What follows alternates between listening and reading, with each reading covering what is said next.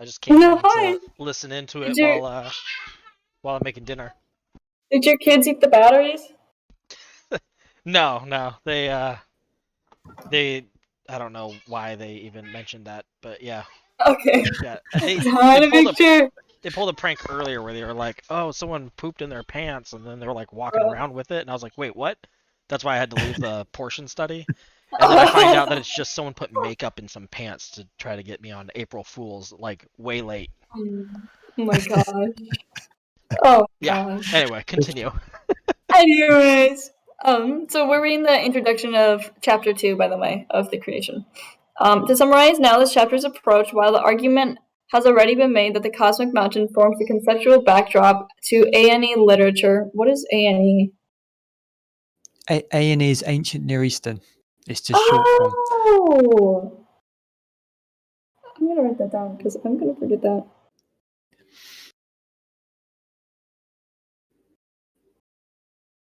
Wow, okay, that makes sense. Including that of Israel, it may also be the case that the creation accounts of Genesis 1 through 3 function to establish a cosmic mountain paradigm.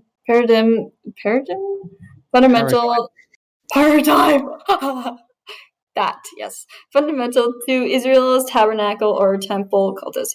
For example, Volume 2, Genesis 1 may be read as key to understanding the nature of the water surrounding the cosmic mountain through which one crosses to approach the divine abode. God's division of those waters may also be understood as determinative for his judicial role in relation to them. The abundant life in the divine presence narrated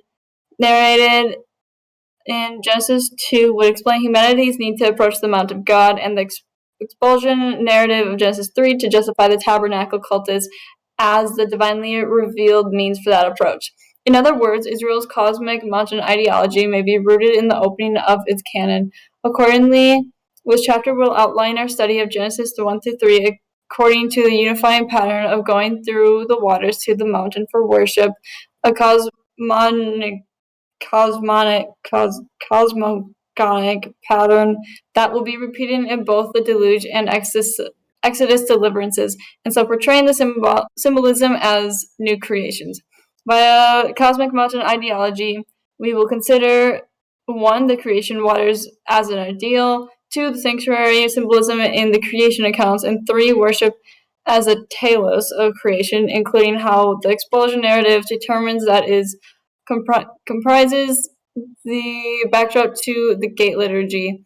This latter point, so we hope to demonstrate, will serve to satisfy the theological weight given the so-called fall narrative, questioned and critiqued via the rise of modern biblical scholarship. The creation accounts will be found all the more significant, therefore, when understood as prefiguring the tabernacle or temple cultus, functioning to explain its logic and necessity.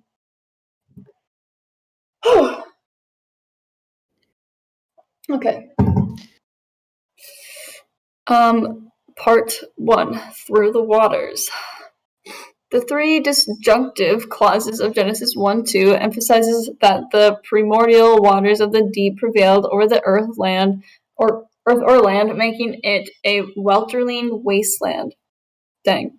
The significance of this brief portrayal of the pre-fashioned cosmos for the rest of Scripture has been rarely appreciated. Indeed, the emphasis is stark enough to serve as the foil for 6 states of creation, counterbalanced by the threefold description of God's rest upon completing the heavens and earth. Westermann rightly notes in this regard that if one were to look for any dramatic tension in the narrative, it would be in 1.2 and its link with the preceding or following verses, that is, either in the transition from 1.2 to 1.3 or 1.1 to 1.2. This is the only place in Genesis 1 where there could be any sort of dramatic element that the deluge earth of Volume 2 could not sustain life links deliverance to creation, the fruition of life as a point of resolution, a resolution tied thematically to the waters. In the sense that the earth was delivered from the primeval waters, we may describe the deliverance in terms of the water ordeal. Under this general heating, we will now consider God's role in creation as water controller and how via that control the earth creation is portrayed as being delivered from the waters? A, God as water controller. 1, controlling the waters. So God is the water controller? Isn't there some sea monster thingy that's also the water controller? Well, in the other ancient Near Eastern accounts, you've got like Leviathan or like these sea monsters that are like they control the waters basically. But in the Genesis account, that mythology is really stripped away, right? It's the Most High who's got control over the waters, and he creates the Tannim, the sea monsters, in I believe verse 21 of Genesis chapter 1, right? So basically, Genesis there it demythologizes the role of the Tannim, the sea monster, and it places it as a created being rather than a god, right? And so, if you read that in light of what the other ancient Near Eastern material was saying, it's basically demythologizing their view of creation. So are they saying that like Leviathan, or like they're making God and Leviathan kind of the same? Because like God's water controller and Leviathan's also the water or the storm one? Or am I getting it wrong? Well, in the other creation accounts, like in the ancient Near East, they would see like Leviathan as, or like the sea monster as like a god, and then that monster's defeated, and then out of that god, all of creation is made, right? And so basically, you don't have that in Genesis. It's stripped away, and so basically, the sea monsters created by the Most High in Genesis chapter 1, and so again, it's reorientated the belief, and so you won't see those elements in Genesis 1. Okay.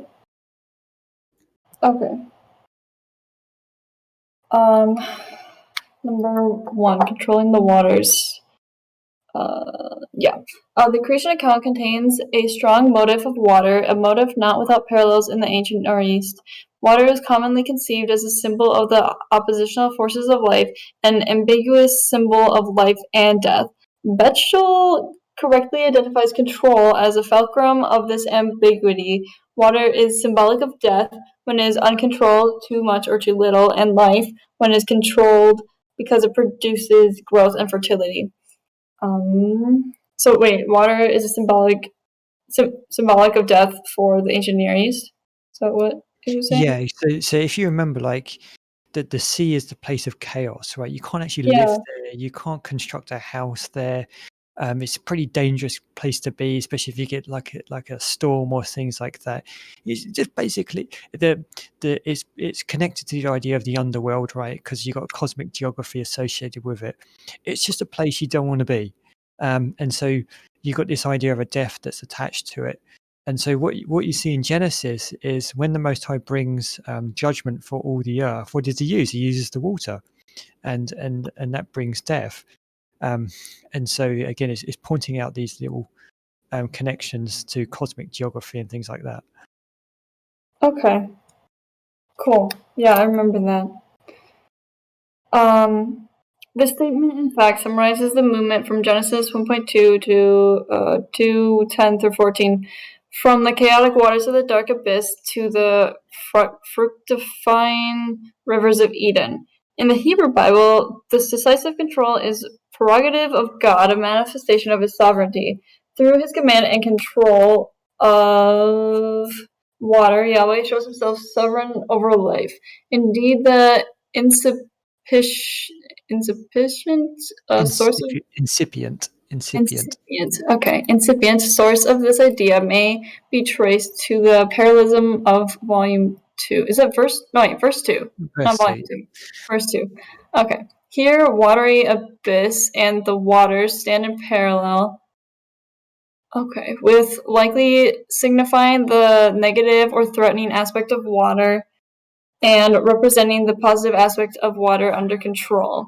One common view regarding is that it lands who does not find any pejorative connotations with respect to, yet finds a hint of possible negative note in presence of the soaring or hovering, possibly suggesting the hostility of a hawk circling its prey, which motive he notes fits well with those Old Testament passages where Yahweh is depicted as entering into combat with the mighty waters, often personified as Rahab or Leviathan. For our purpose, however, his conclusion highlighting Yahweh's control over the waters is to the point. Why does he say Yahweh and then the Yahavave? Like, why does he keep switching the typing? That's a very good question. He could be. I can't quite remember at the top of my head, but he may be citing from other scholars, and so if you're in their citations, they may use a different form. Gotcha. Okay. Is to the point. Is Genesis 1-2 intentionally alluding to the motive of God's conflict with the rebellious waters, or is the idea simply of God's control and the authority over the waters for the purpose of utilizing them in creation? Since we perceive no other clues suggest the writer might have had in mind the more violent conceptuality, it is perhaps better to adhere to the second interpretation, that is, God's moving above the waters in the power of his direction ordering, significantly quite in contrast with the Babylonian conception, where Tiamat is slain and annihilated, before the cosmos is created. The biblical picture never portrays the destruction of the waters or of whim, but only their control and ordering by Yahweh within the created cosmos, which interestingly is in keeping the Egyptian creation tradition. Verse 2b further conjoins some Hebrew, I think, with darkness. Certainly an Israelite thought nothing but even evil and darkness could be removed from the dominion of Yahweh. And this, it will be argued below, is the theological implication of verse 2c, yet the point here is simply that the darkness of 2b is to be viewed negatively, especially when considering its symbolism throughout Scripture, and particularly in relation to humanity. Turning now to verse 2c, while some Hebrew thing may also be destructive in Scripture, most often the uncontrolled aspect is brought out by the use of the attributive adjective great or many and compound term mayim rabim. Even death itself could be viewed as a journey through the Hebrew to Sheol. Lamentations 3, verse 354. There thus developed a close association between the threatening power of water, especially in its cosmic manifestation as more Hebrew, and the physical fact of death. In this formulation, Hebrew can be in synonymous parallelism with more Hebrew, as in some Ezekiel verse. Herbert G. May, in his study Some Cosmic Connotations of Mayim Rabin, Many Waters, states the dragon in the sea, and the sea is frequently designated in contexts such as this by the expression Mayim Rabin, or many waters. The many waters are chaotic, disorderly, insurgent elements which must be controlled. An analysis of certain passages in which the expression many waters occurs will demonstrate how the writers use it to indicate the cosmic insurgent elements which may be manifest as the enemies of Yahweh, as the enemies of Israel, or as the enemy afflicting the faithful individual. And whether in the past, present, or future, the struggle is essentially one, the battle of God against the waters which threaten his rule, and after the conflict he sits enthroned above the waters. In Ezekiel 26:19, Yahweh will make Tyre a city laid waste. He will bring over it in the deep, and many waters will cover it. The parallelism between many waters and Taham suggests this is not a simple image of the waters of the Mediterranean swelling the island of Tyre, although this may be involved. Yahweh makes the many waters, the deep, his many waters, the deep, his agent of destruction, as he did the same time of the flood. Stadelman makes a similar observation, taking together the two passages just given refer to large sheets of water. The expression Mayim Rabin represents the unruly waters of the deep, and elsewhere these waters are a symbol of threatening danger. This undoubtedly was the reason why the ocean was associated with the netherworld. Because of the context of primordial waters in verse 2 would make Hebrew a preferable choice, it is possible that more Hebrew was chosen, particularly in contrast more Hebrew. How is that read it? Yeah, it's difficult if you're not fluent in Hebrew. That's Mayim, so it's talking about the Mayim and the Tahom. The key there is that it's associating the waters with death, okay, and it's pointing you to Ezekiel passages which makes the links together, and it links a judgment by water with the judgment of death and the underworld. And so when you read text in like Ezekiel, then you're going to kind of backtrack that to Genesis when it's talking about how the Most High has control over the water. And so you get the idea of death now being controlled and the waters being constrained and things like this. Oh, okay. Do you know Hebrew? I can read biblical Hebrew, so. Hebrews, okay. How'd you learn that? Like, you're just like, I'm just gonna learn this one day. When you read the kind of stuff that I do, it really does help. Okay, understandable. That makes sense.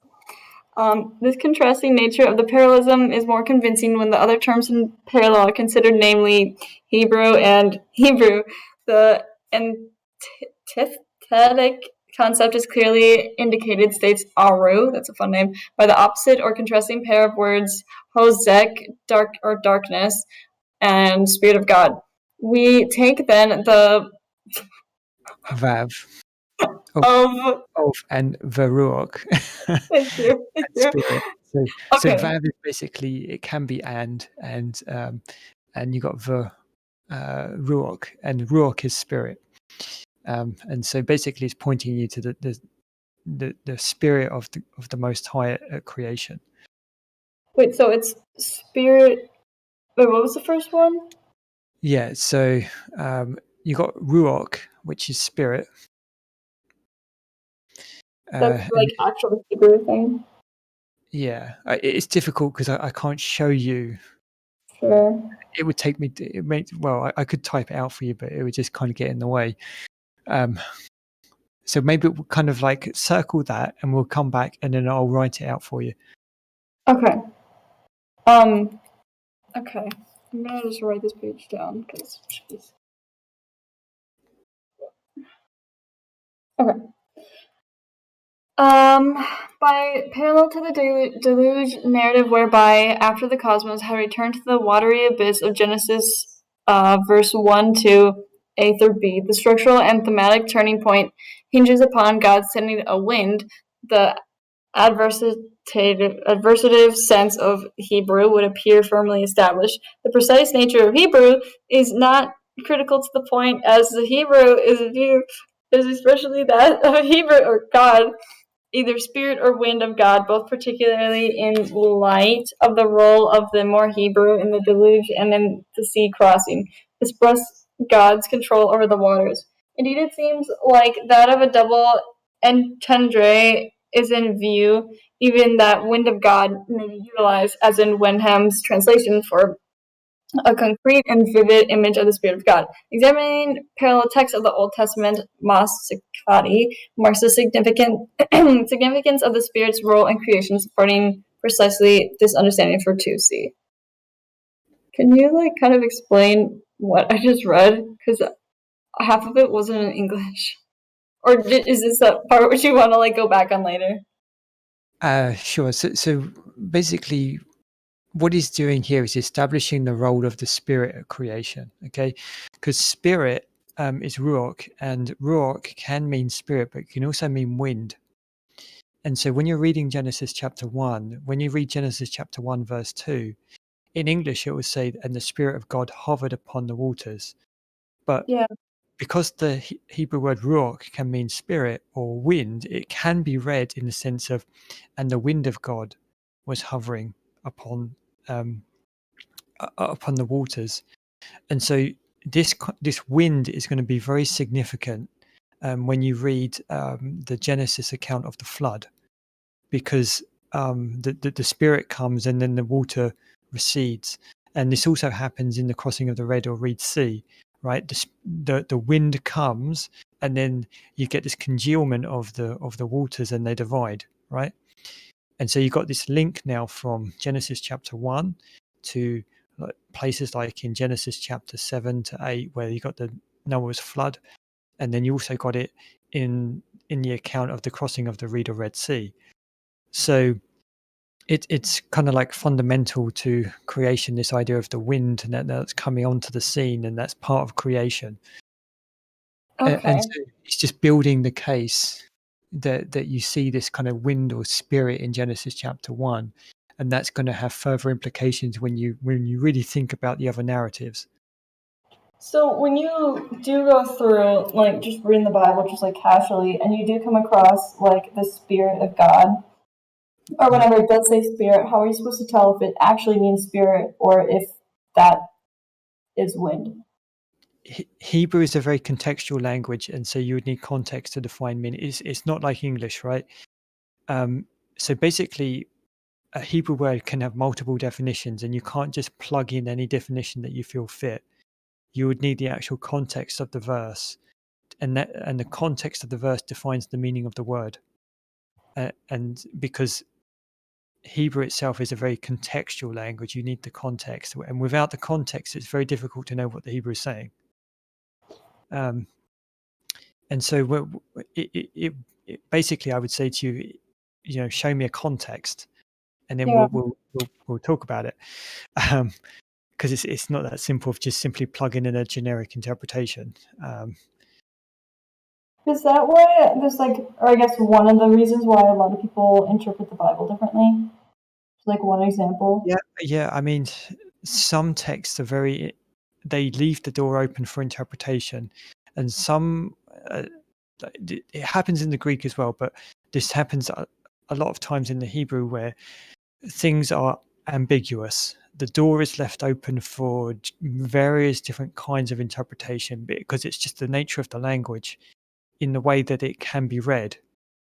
And so it gets very tricky when you try and nail down translations, because now it could be translated one way, but it could be translated another way, and it depends on your assumptions about the actual verse.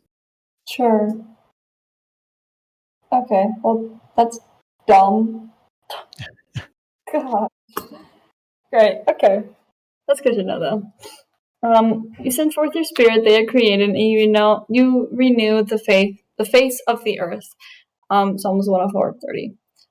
If he should set his heart on it, it should gather himself in his spirit, and in his breath all flesh would perish together, and the man would return to dust.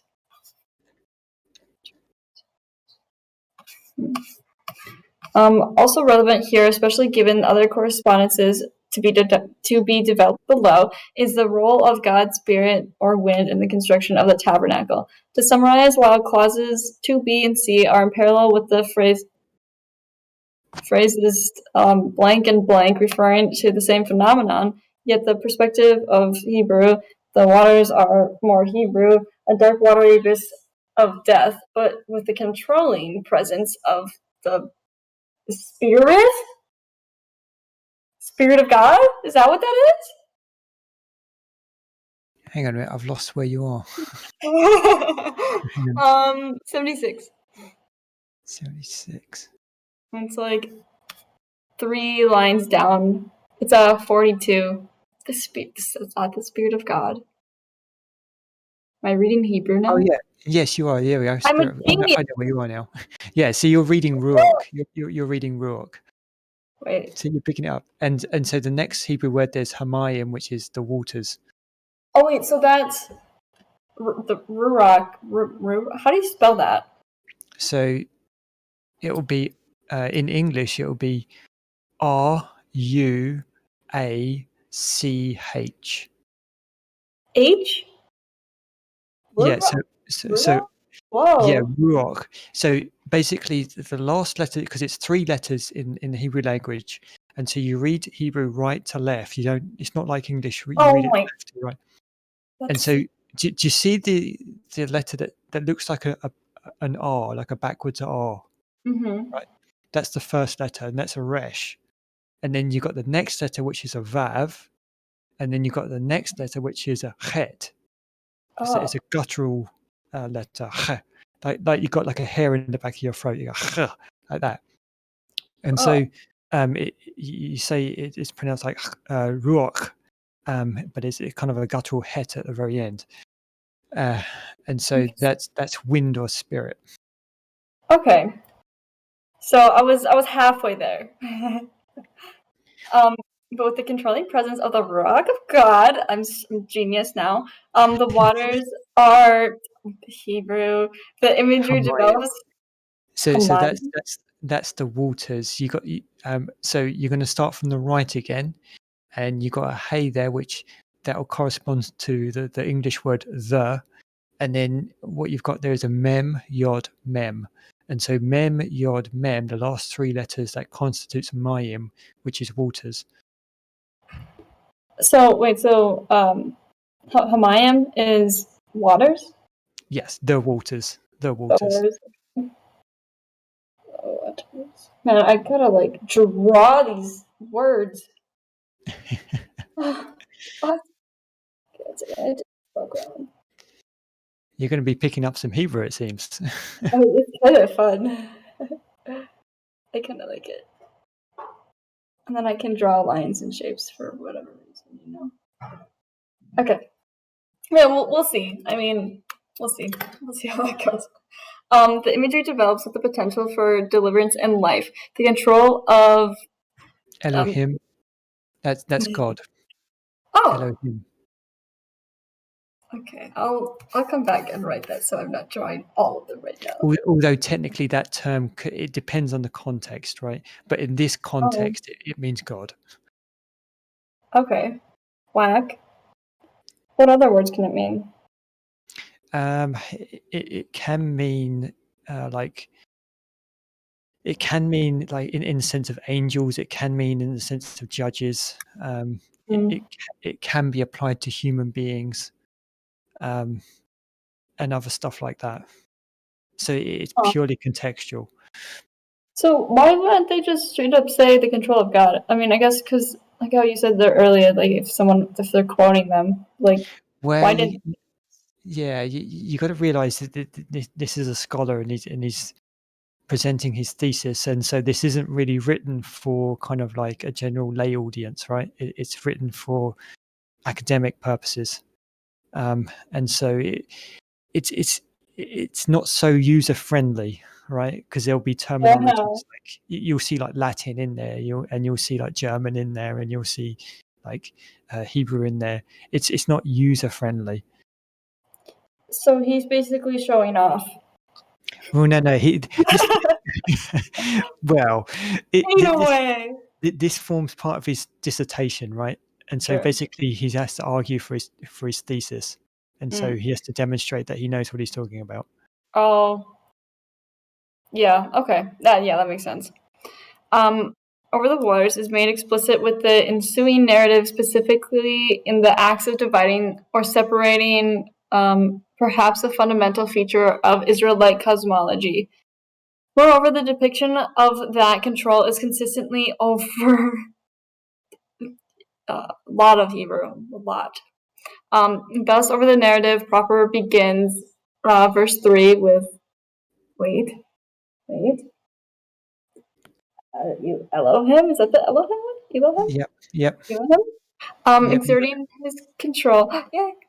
There's no more mention of. Oh wait, I didn't learn that one. Tahom. That's basically the abyss or the deep. Tahom. Oh. Okay. So it's spelled Tav, Hey, Vav. Final form Mem. Yeah. Yellow? Realm? It sounded like your voice. Hello. What? Yes. Sorry, I just felt like we should all have a name here. Jacob, I'm learning Hebrew. Yeah? Yeah. How's that going? That's so We're doing- difficult. We're doing well. Yeah. Is that Naz just being nice, or are you actually doing No, well? no. Well, No. I'm not asking you, Naz, because I know you're going to say no either way. I don't want to respond to that. He's too nice to tell the truth. So I got Austin. Is she doing okay? Yeah, I've been listening. She's doing okay. She's Yay! picking up on it pretty good. Yay! That makes me happy. Like, what is spirit?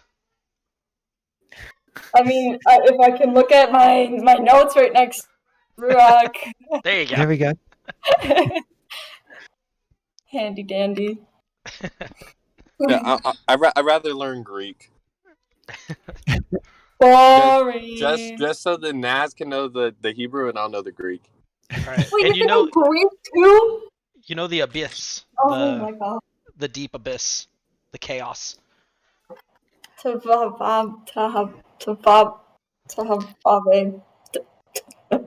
What, one. the abyss? We're getting there, yeah. It's like Hello. Thamen or something like that. It's in the book. Yeah. Yeah. Okay. Anyways. I'm currently sitting here waiting to get a haircut. They're like, it's gonna be 45 minutes. What? It's been like 45 minutes and yet to be any. So I grabbed. Buzz your own hair. Yeah, just use some scissors. Dean, I'll buzz my head if you buzz your head. Do it. I'll do it, Oh. but I'm not doing it for free. Oh. What? I know you're not. I'm because your payment is that I'm buzzing my head too. Nah, yours is easy to do, but you don't have any hair. I actually have quite a bit.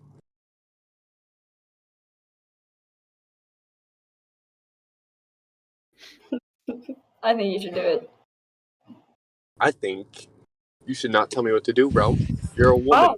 Wow.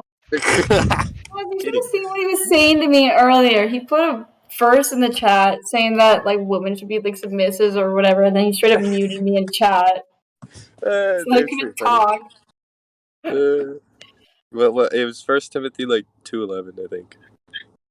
Yeah, something like that. Jacob, what are we going to do with you? It's pretty funny. Oh, now the Bible. Oh wait, I'm in gaming. I don't know why I posted that there. I don't know. Where were we? I think the portrait here of divine water realm is coherent further with that of Genesis 2, where God is identified as the causer of rain, who is in charge of the rain. Such an idea, God as water controller has parallels in the ancient Near East, especially when contrasted with Egyptian theology. God's control over the primeval chaotic waters appears precisely at point in Genesis 1. This control of the waters being peculiar to Enuma Elish and Genesis. Furthermore, divinely controlled water is an essential element of the judicial river ordeal, allowing its verdict to be considered a manifestation of the divine will. Frequent mention of God seeing and declaring goodness may also constitute judicial language. Establishing God as water controller here in the creation narrative supports the distinguishing judicial role of water in the deluge and sea crossing accounts. Once more, then, the depiction of the uncontrolled primal waters as chaos, along with that of God as water controller, may function to establish the interpretive paradigm, thank you. Paradigm for understanding the cultic pattern. Oh, is he at his haircut now? For understanding the cultic pattern of approaching God via a judicial water ordeal where only the righteous are granted deliverance. That, and then we start number 2. So that is it's talking about like God's water controller and the waters of chaos. Isn't that what we were talking about earlier? Or am I thinking about the introduction? Yeah, so So think of this in terms of like sovereignty, right? The Most High is demonstrating sovereignty in Genesis chapter 1, right? He has control over the water. And so he brings back the water and the dried land appears in day 3. And that's after that, you got the introduction of the wind and things like this. And so all of this is going to play into the narrative that you see when it comes to the Genesis account in with the story of Noah. Because he's going to bring judgment through the usage of water, right? He's going to judge the sinful individuals through the use of water.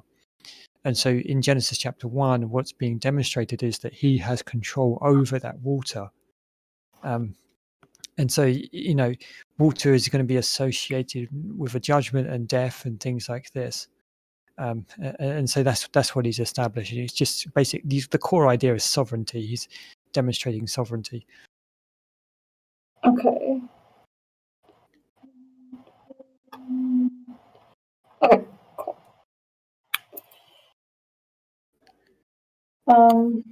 2. The waters of life. Through divine control, the waters of chaos become waters of life.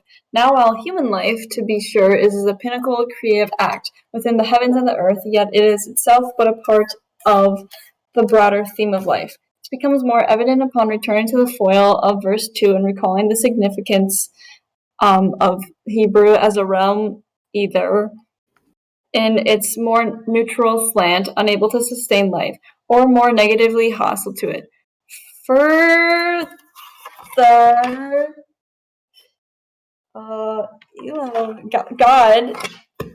God is sometimes set forth in the Old Testament as extending to the very boundaries of Sheol, the place of the dead.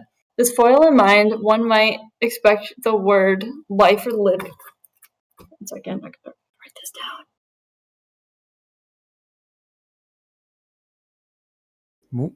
What's happened? It's Hebrew. I gotta write it down. Oh, okay.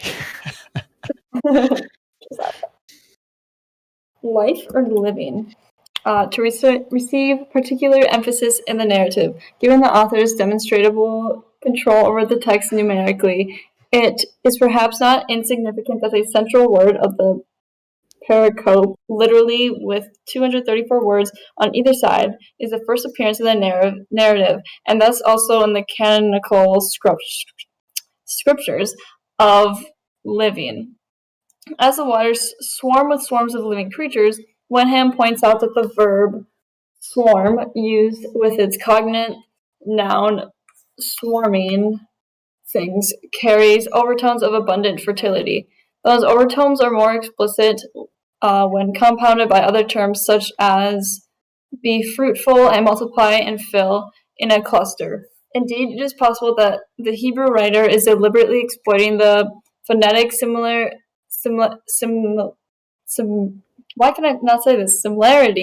of the terms bless, be fruitful, multiply, and create, as well as their ideological connections by juxtaposing them in these verses. Thus the waters once deluging the earth so that it was Hebrew. Tohu vavohu, yeah. So tohu vavohu you find in Genesis chapter 1 verse 2. And so that what that translates to is like some translations will say formless and void, right? And the earth was formless and void. Well, the Hebrew there's tohu vavohu, formless and void. Formless of void or formless in void? Formless and void. And void. So you got a vav there. When you go tohu va vohu, and so that's formless and void. Okay. Oh, I see. Cool. A sphere hostile to life, now having been subjugated by God, are dramatically the first realm of life. They have become waters of life. Now turn to consider the subjugation of the waters, further particularly in relation to fructifying river described in Genesis 2:10-14.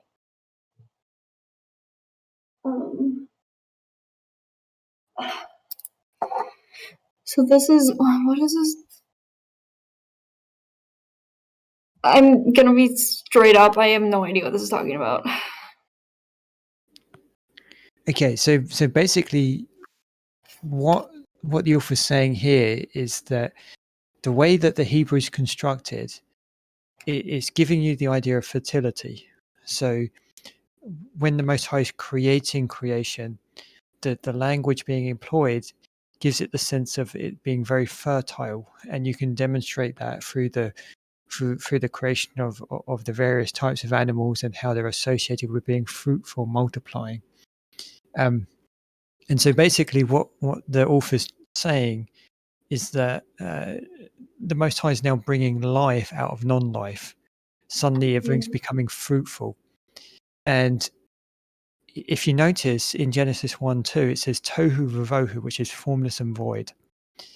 And what the author is going to eventually say, I don't know at which point, I thought it was pretty soon, but I was wrong.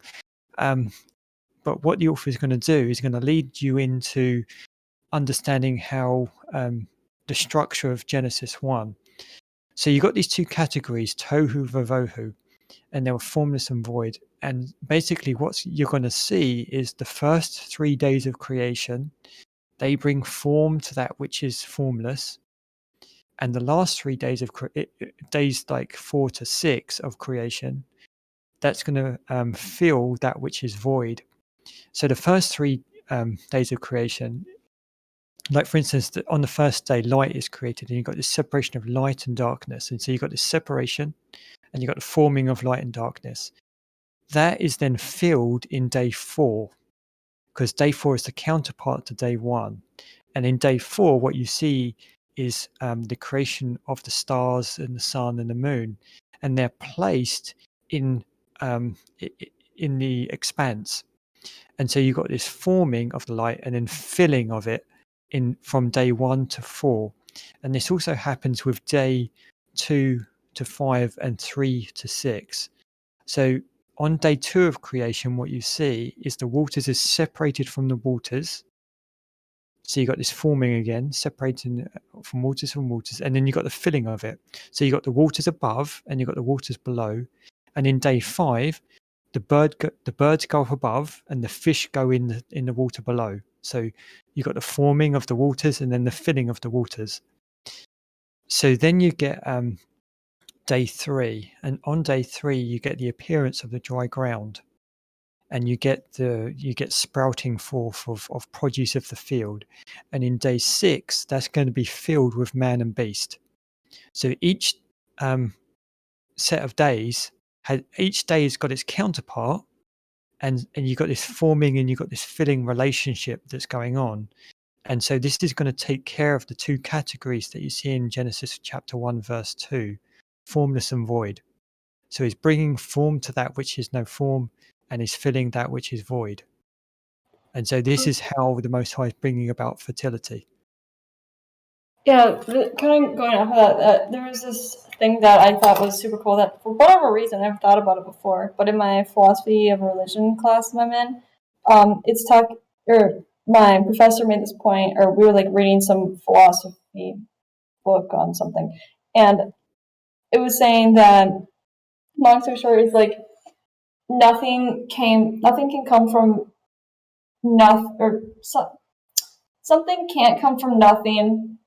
Therefore, God exists because there has to be something to have something now, and because something exists now, that means there's something back then.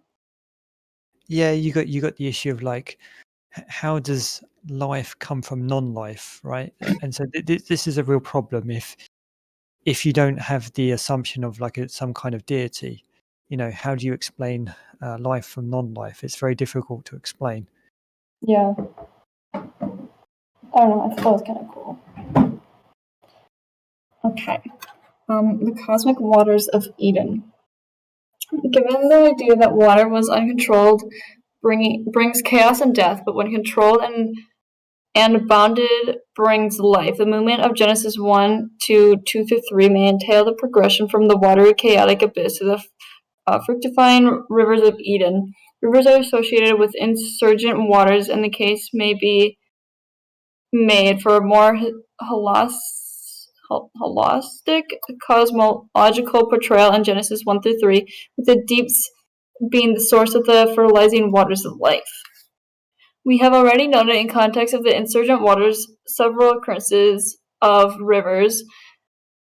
What language is that? It's like half English. Yeah, so that's transliteration of Hebrew.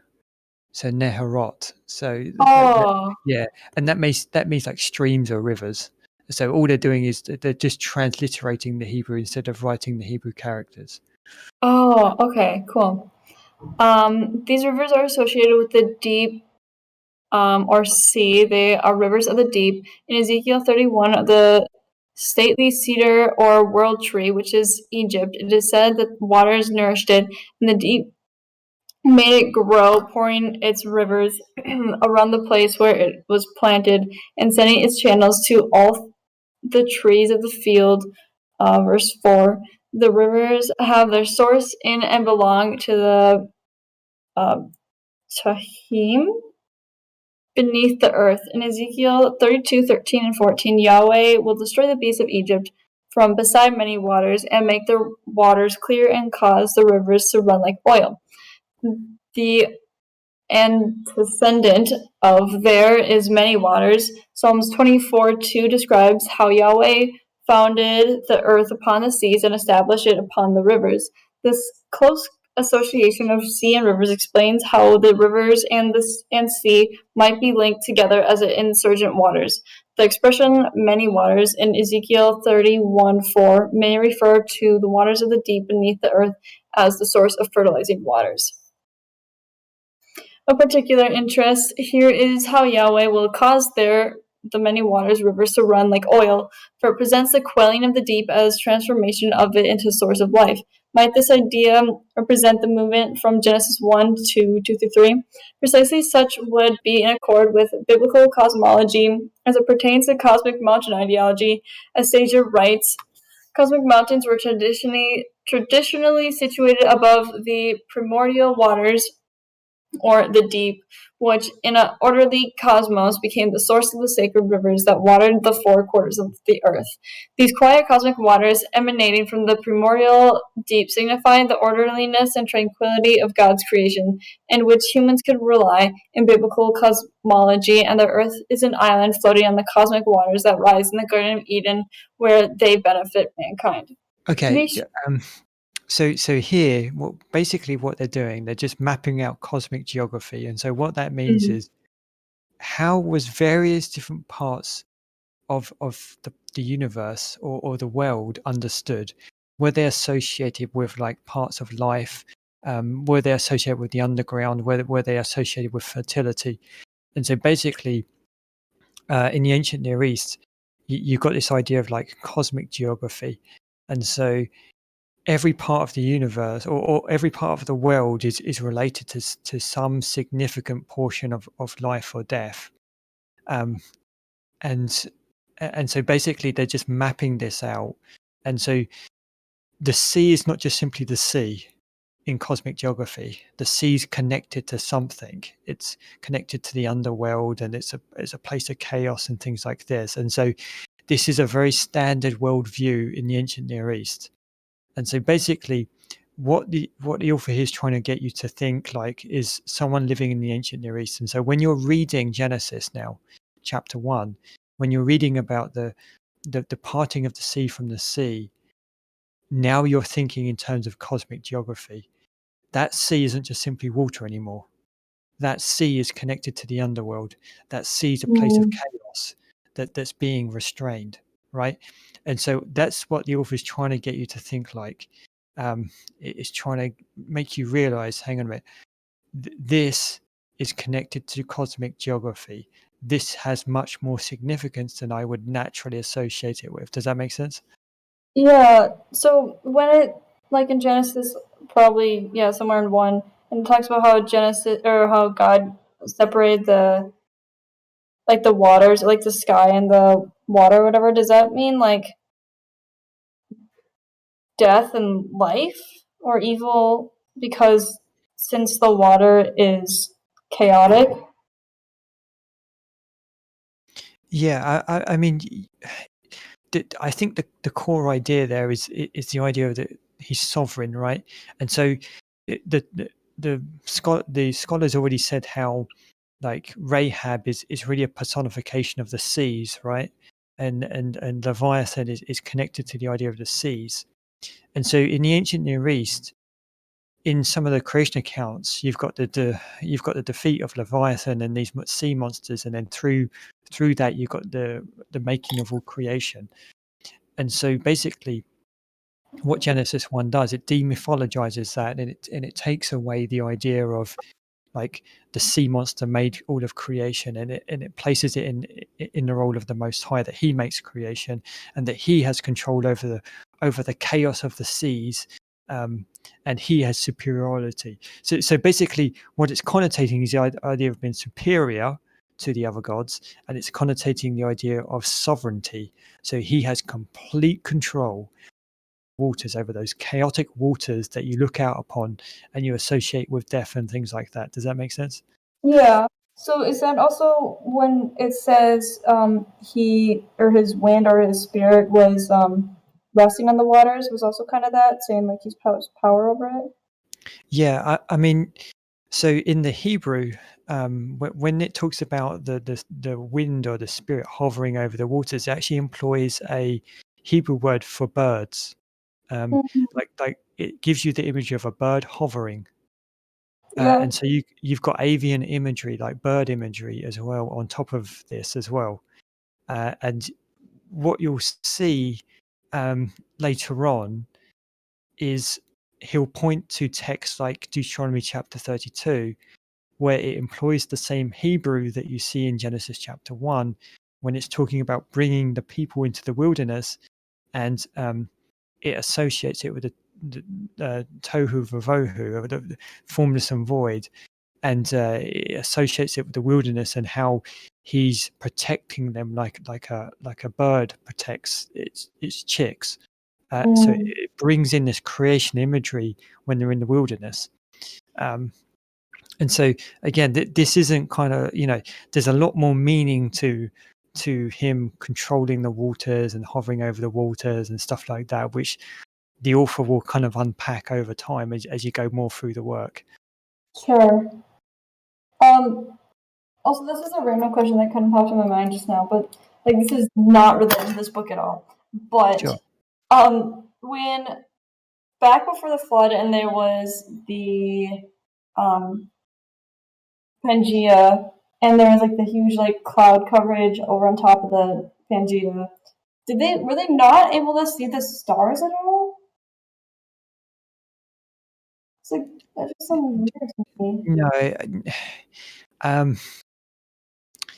So you would have to understand a bit more about ancient Near Eastern cosmology to get your head around this.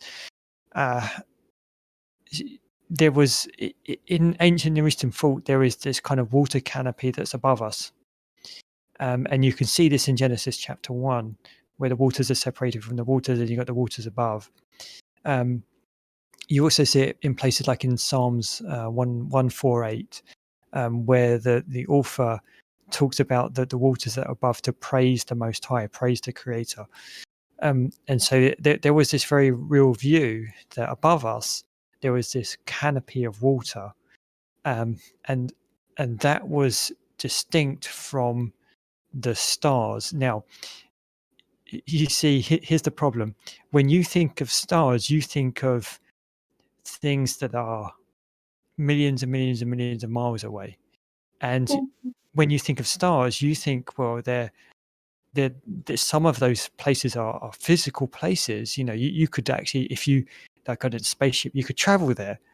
Well, that's not an ancient Near Eastern view of cosmology. Those stars that you see up above, they're lights in the sky. And the Hebrew of Genesis chapter 1 actually points in that direction because of the specific Hebrew words that it employs when it talks about the stars. It calls them lights. The kind of lights that you see employed with the menorah. And so you have text like, for instance, the stars will fall to heaven. The stars will fall to earth. Well, to an ancient Near Eastern cosmology, that would make sense because it's just light. It's lights that are falling to the ground. Obviously, if that happened, if that really happened in any real sense, that'd be disastrous for the entire world. We'd be destroyed if a star hit us, because we think in terms of physicality. We think that those stars are actually have substance, but in the ancient world they didn't. And so it's a very, very different view of cosmology. And so basically, it's very difficult for me to help you conceptualize this, but you can Google this, or you could search this. You can just type in like ancient Israelite cosmology, and what you should find is pictures of basically a dome-shaped kind of universe, and that will give you the basic structure of kind of like Israelite cosmology. Okay. Because there's a lot more you could say about this, and when you look at the actual communities who actually transmitted these texts, when they're talking about cosmology, they speak like an ancient Near Eastern person would. You've got people like Philo and Josephus in the rabbinic material, like for instance Philo, when he's talking about air, right? So he says the air goes up to the moon, right? He doesn't have our sense of cosmology. Josephus, when he's talking about the second day of creation, he says that there's a crystalline substance above us, right? He thinks that there's up above us. He thinks that there's a solid mass above us. When the rabbinic material talk about this, they also believe that there's a plate that's above the earth, but the only disagreement they have is how thick that plate is.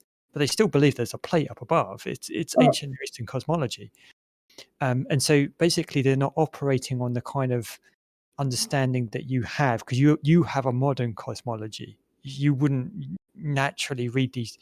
You wouldn't naturally read it in an ancient Near Eastern view. So again, it's kind of reorientating your understanding of, let's get into their understanding and let's get into their worldview, and let's read the text as they would have read it, and then you'll come out with different conclusions about what the meaning of these texts are. Okay. Yeah. No, that does make sense. Interesting. Okay. I'll keep going then. To be sure, water appears to be emphatic in both the Genesis 1 and 2 to 3 accounts, serving as a thematic link between them, with both arguably reflecting essentially the same cosmology. If the foil of Genesis 1 is primarily that of a watery chaos, one might also note, as Levinson does, that Eden is fundamentally the place from which the primordial river springs, dividing into 4 great branches. Indeed, the center of the creation narrative in Genesis 2 lies a description of the 4 rivers which flowed from the Garden of Eden. For paradise, the dwelling of God, to be the source of life-giving waters is moreover in keeping with general Mesopotamian thought. Being the source of waters may be intrinsic to the name Eden itself. If a common West Semitic derivation is accepted, the Hebrew Eden likely means a place of abundant water supply. Oh, weird. In light of the consistent biblical and comparative background use of Anderson of Hebrew, Anderson thus says, one can finally put to rest the notion that Genesis 2:10 through 14 is somehow secondary to the larger paradise narrative.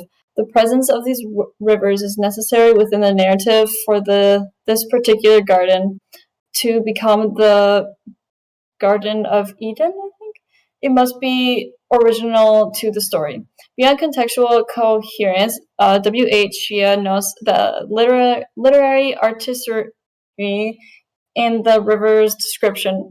The section Genesis 2 begins with a general observation. And a river went out from Eden to water the garden, and from there it was divided and became 4 heads. Oh, isn't this? Wait. I'll keep reading first. The identification and description of each river follows. The name of the first was Pishon. It was one which went around the whole land of Hivale, where there is gold, and the gold of that land is good. And there's also bdellium and onyx stone. The name of the second river was Gihon, and it went around the whole land of Kush.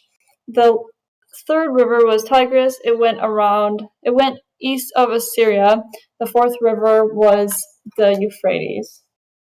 I was thinking of the thing I asked in like the question chat like a while ago of the one animal in heaven that has like 4 heads, and then how that pertains to cosmos and like the stars.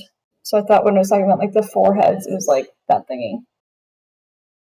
Yeah, I mean, I think that you're probably thinking in the right direction. In the ancient world, cosmology and the world around you is more linked together, and so it's good to think about creation in these terms. But if you're thinking in terms of like Ezekiel chapter 1, it seems to be built off of what some of the scholarship says. It seems to be built off of like the Babylonian star constellation, and so it seems to be responding to, again, the ancient Near Eastern views of cosmology. Yeah. But this is talking about 4 rivers that came from Eden. Yeah, I mean, you'll see text like how in the prophets the temple is associated with a river that's going to go out and flow out, and it's going to bring healing to people. And so it makes complete sense that Eden would also be associated with a river that goes out into the world, because it's prefiguring what you see later on in temple texts. So basically, you really have to kind of like stop and think. What is Eden all about? What is Genesis actually trying to tell me? Because these little details are going to be very significant later on in the narrative, because they're kind of unpacked in temple imagery. So I get that it's like the water is coming from it, but what's the point of saying that like there's going to be stone there and that the path is like gold and what's with the whole stone? So do you mean like New Jerusalem? Are you talking about New Jerusalem when you say gold? Okay, so yeah, I get what you mean. Some of the stones, for instance, if you look at the kind of the stone imagery that you see, I forgot what it's called. Bdellium. There you go, bdellium. You'll see that employed with the tabernacle or temple context. And so again, it may be pointing to like precursors to the tabernacle / temple. And when it comes to the idea of gold, gold is heavily associated with the tabernacle / temple. And you also see like text when it deals with New Jerusalem, you get the idea of gold as well. And so again, it's just pointing you to, it's basically unpacking the imagery that you see within like the Eden narrative. It's associating like gold and precious stones and things like this, and this pops up later in temple language. Just kind of showing that it's like important in a way. Yeah, Genesis 1 to 3 is basically things that need to be unpacked. That you're not given all of the details as to what does this mean, what does that mean, what does etc. etc. But later on in the narrative, if you understand Genesis 1 to 3 in a temple context, then the imagery begins to make sense. And you got the imagery of the cherubim there that pops up later in the temple, and you got other stuff like the clothing of Adam and Eve, the same Hebrew words employed for the priesthood. You got the language of the priesthood being associated with what Adam does to keep and to serve the garden. These terms are employed for the priesthood later on. So you got indications within the text that this is actually meant to be read in a priestly context. Okay. Whack. The description of these rivers have been outlined in decrescendo form. music stuff. And even the successive descriptions become shorter and shorter. The first description names the river, states its location, and describes the precious metals and stones that were present. The second description names the river and the land around which it flowed, and no detailed information about that land is given. The third description about the names in the river and its location, but even this description is shorter than that of the previous river. The fourth river is only named, the country or countries by which it flowed are not named, and no description is given. The same pattern is also evident in the Hebrew and word counts. The four successive river descriptions are given in 20, 10, 8, and 4 Hebrew words respectively. Perhaps it is coincidental that the second description is half the length of the first, and the fourth is half of the third. Oh, what? And surely it is not coincidence, however, is that writer designed an intentional progressive reduction in the length of each statement and a number of words employed to state them. What did the author wish to express by this format? A preliminary answer is that the writer employed this form to indicate the central point of the narrative. Different subjects precede and follow it, and in a sense, the literary style used to describe the rivers expresses the fact that the watershed of the narrative has been reached. Yeah, well, so when it comes to like Genesis 1, the problem is you can't see the Hebrew text, right? Yeah. And so basically the Hebrew text is actually structured. And so it's very liturgical. And there's stuff going on in the Hebrew text, the way that it's structured, that's very interesting. I'll give you like a quick example. So line 1, Genesis 1:1 is 7 Hebrew words, 7. Line 2 is 14 Hebrew words. Line 3 is 6 Hebrew words. Line 4 is 12 Hebrew words. So you got this kind of doubling that goes on. But there's other structural bits in Genesis 1 and things like this, but you naturally wouldn't be able to see it because you're reading this through like English translations, and so you're missing stuff. You're missing like word plays in Hebrew and things like this. So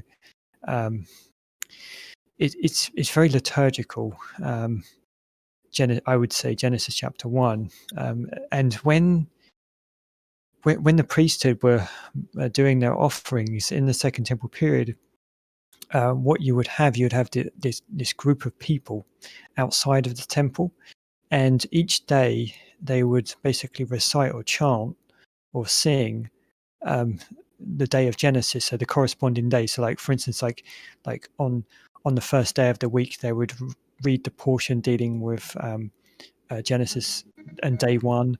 On the second day of the week they would read the second day of creation and things like that, and so they would mimic creation itself as the priests are doing what they're doing, and so this would further tie the idea of creation and temple together. Whoa. That's so weird. It's like, isn't the number 7 supposed to be tied with creation also? Yeah. So 7 in the ancient Near Eastern world would connotate like temple building. So Yeah. you have like texts like the Baal cycle, where he builds his house in 7 days. And so if you was living in the ancient Near East and you read this kind of 6+1 structure in Genesis, you would naturally associate that with house building or temple building, right? And the temple is called the house, right? The house of the Most High. And so basically now all of creation is being constructed as a temple would be, right? So temple is that creation is a temple, right? And within that temple, you've got Adam, who's basically like the image-bearing idol with the Most High places in his temple. Because again, in the ancient Near East, what you would do to mark the completion of a temple, you would place an idol to the deity in the temple. And so the placing of Adam in day 6, again, is mimicking that idea. So it's placing that image-bearing idol into the temple of all creation. And because even in the Hebrew, in Genesis chapter 1, it uses this Hebrew word Zalem. And Zalem, it has context of idolatry later on in the Torah, right? It has to do with idols. And so basically Adam is being associated with this term for idols.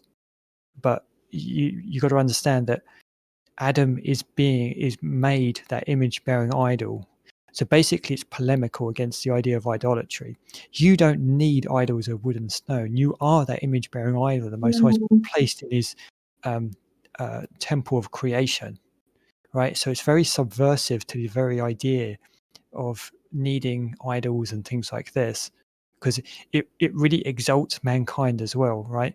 Because mankind now has an exalted role to play in the plan of the Most High, and so basically they have to image the Most High. They have to function as the Most High in creation, right? And so that's purposed for mankind. So mankind isn't seen as kind of a piece of dirt. There's actually a very exalted high view of mankind that mankind has lost now through the sin that he has to reestablish. Does that make sense? Yeah. Wow, that's cool. The idols, like the must image the kind of thing. It's like it all like goes together. Like that's so cool.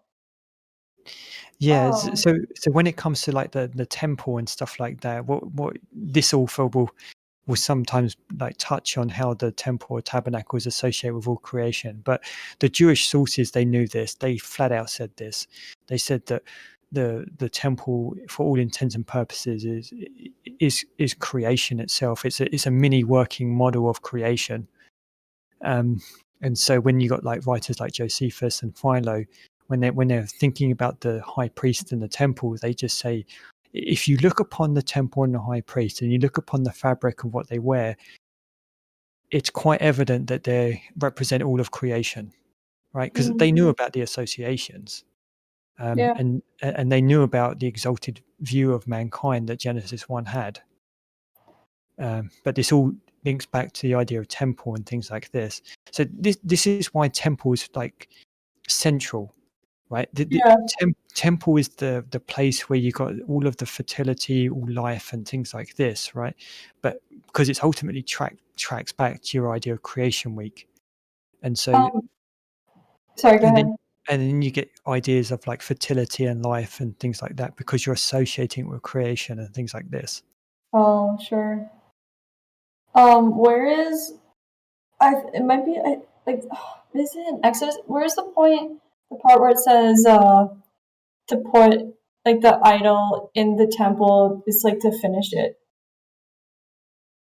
Like not Adam and Eden, but like Sure. So Adam was placed in day 6, and so basically this would be mimicking. I've got somewhere a quote, but I don't know. Maybe I've put it in resources. Here we go. Oh, there we go. Can you go to the channel resources? You don't have to go far. You just have to scroll up past my last post, and then scroll, and it says image in Genesis 1:26. So there. So this is a quote from a scholar, and he's gonna explain what you would do in the ancient Near East.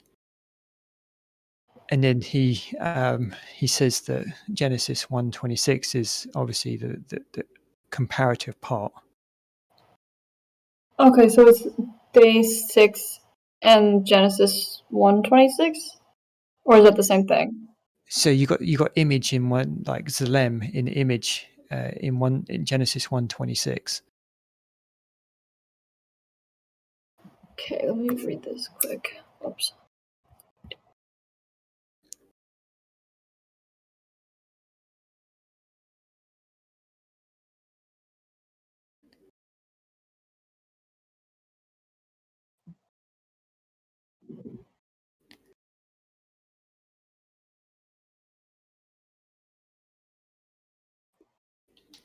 Okay, yeah, I think I know what that.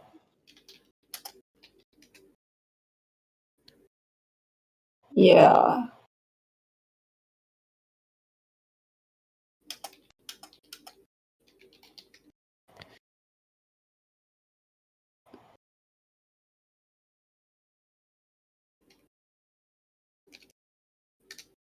So is it just kind of saying how he placed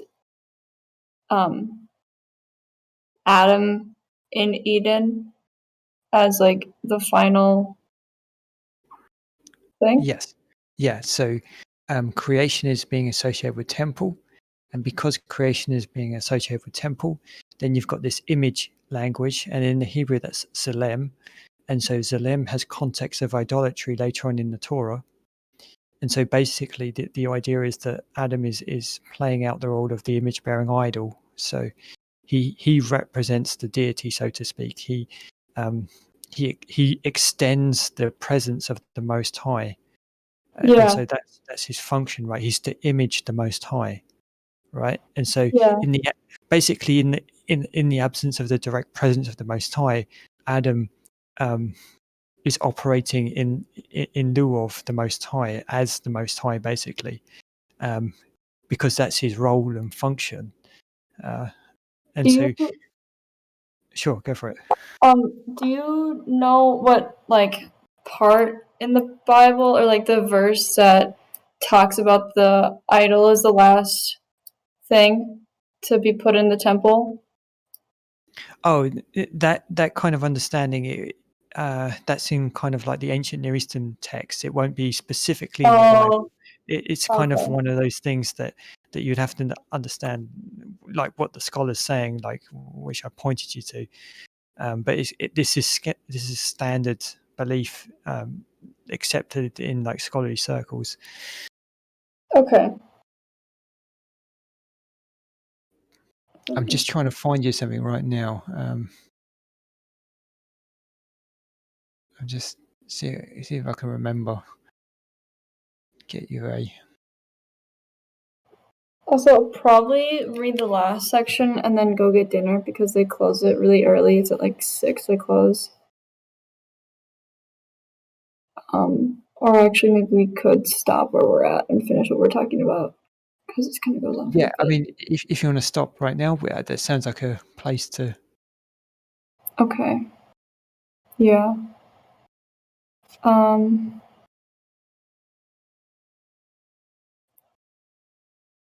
Top of 82, I think. Or yeah, I think we're at the top of 82. Hey, quick question, Naz, because you guys were talking Yep. about I was kind of listening in. You guys were talking about the Adam being placed in the middle of the garden, being like the idol. Did you mention the like the breathing on the idol thing? Oh, yep. Oh. So that also is basically in parallel to, you got this ritual in the ancient Near East to bring to life the idols, and in fact, there we go. It's in the resources. It's in the quote. So this is it. So this is what one of the scholars says. First, the image would be formed, often in connection with sacred forests or gardens, cf. the Garden of Eden.